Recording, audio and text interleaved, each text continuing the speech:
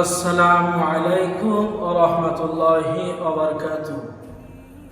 জনাবে মুহাম্মদ রাসূলুল্লাহ সাল্লাল্লাহু তাআলা আলাইহি ওয়াসাল্লাম দয়ার নবী তিনি জানিয়েছেন, হাদিস শরীফের মধ্যে বলেছেন, আস-সাখিয়্যু করিবুম মিনাল্লাহ করিবুম মিনাল জান্নাহ।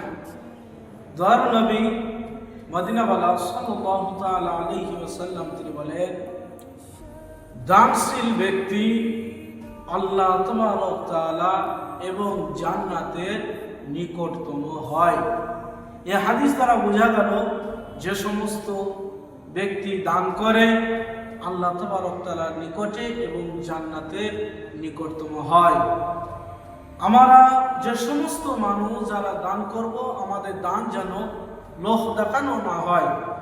যদি আপনি আমি 1 টাকা 2 টাকা 3 টাকা যেটা দান করি, সেটা যাই করি না কেন লোক দেখানো যাতে না হয়। যদি লোক দেখানো আমরা দান করি, কিয়ামতের দিন আল্লাহ রাব্বুল ইজ্জত ওয়াল জালাল তিনি বলবেন যে যাকে দেখানোর জন্য তুমি দান করেছিলে এর বদলা তুমি তার কাছে চেয়ে নাও।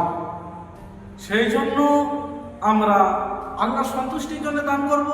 এবং আল্লাহ তাআলা কোরআন শরীফে এক জায়গায় বলেন যে তোমরা দান করলে দান করার সাথে সাথে এটা ইরাদা করবে, তোমরা জানো আমি আল্লাহ আমার সাথে ব্যবসা শুরু করলে আর এই ব্যবসাতে কোনো লোকসান, কোনো ক্ষতি ইত্যাদি কোনো প্রকার কোনো কিছু নাই।